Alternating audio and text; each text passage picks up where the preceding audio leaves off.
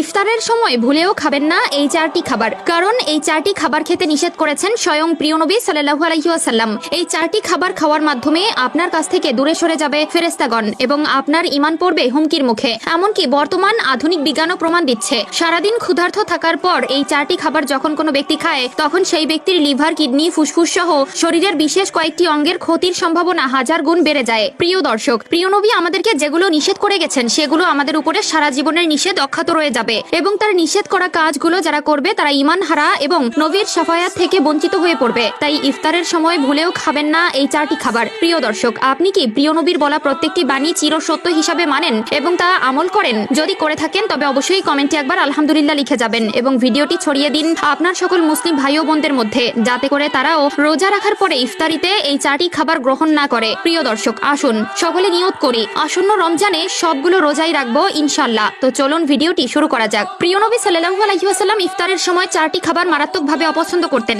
এবং যারা এই চারটি খাবার গ্রহণ করে তারা যেন প্রিয় নবীর ধারে কাছে কিংবা মসজিদের আশেপাশেও না যায় তেমনি হুঁশিয়ারি দিয়ে গেছেন। সে খাবার চারটির মধ্যে প্রথম দুইটি খাবার হলো কাঁচা পেঁয়াজ এবং কাঁচা রসুন। আমাদের মধ্যে এমন অনেক লোক আছে যারা ইফতারের সময় কাঁচা পেঁয়াজ, কাঁচা রসুন খেয়ে থাকে, বিশেষ করে কাঁচা পেঁয়াজ সালাদ হিসেবে খেয়ে থাকে। ইফতারের সময় নানান ধরনের ভাজা পোড়া এবং ছোলা ভুনার সাথে একটু ঝাঁঝালো সালাদ হিসেবে কাঁচা পেঁয়াজ ও রসুন বহুল প্রচলিত। তবে এই দুইটি খাবার ইফতারের সময় প্রিয় নবী গ্রহণ করতে নিষেধ করেছেন, কারণ কাঁচা পেঁয়াজ ও রসুনের পৃথক পৃথক গন্ধ আছে যা দুর্গন্ধ বলা চলে এবং কোনো প্রকার দুর্গন্ধযুক্ত স্থলে ফেরেশতাগণেরা থাকে না, তারা দূরে সরে যায়। তাই তো প্রিয় নবী সাল্লাল্লাহু আলাইহি ওয়াসাল্লাম সেই সকল লোকেদের মসজিদের কাছে পর্যন্ত যেতে নিষেধ করেছেন যারা কাঁচা পেঁয়াজ খায়। তবে এক্ষেত্রে প্রশ্ন আসতে পারে, পেঁয়াজ খাওয়া কি তবে নাজায়েজ? না প্রিয় দর্শক, খাবারের স্বাদ উন্নয়ন করার জন্য পেঁয়াজ ও রসুন প্রয়োগ করা যাবে, তবে অবশ্যই যখন সেটা সেদ্ধ করা হবে তখন সেটা দুর্গন্ধ চলে যাবে। এছাড়া তৃতীয় নম্বরে যে খাবারটি আছে সেটি হলো গরম খাবার। ইফতারের সময় ভুলেও গরম খাবার খাবেন না। প্রিয় নবী সাল্লাল্লাহু আলাইহি ওয়াসাল্লাম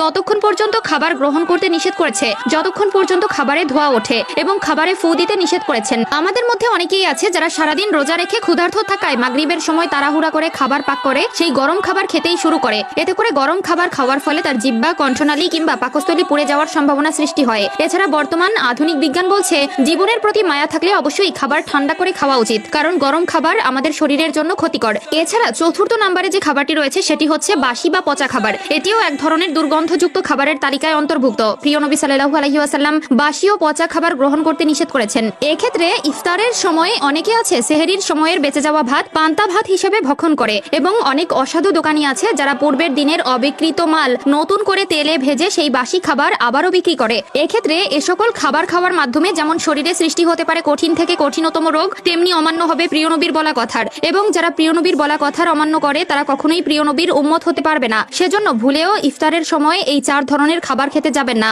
আল্লাহ তাআলা আমাদের সকলকে বোঝার তৌফিক দান করুক এবং দৈহিক সুস্থতা দানের মাধ্যমে আসন্ন রমজানের সবগুলো রোজা রাখার ঈমানি শক্তি দান করুক। আমিন।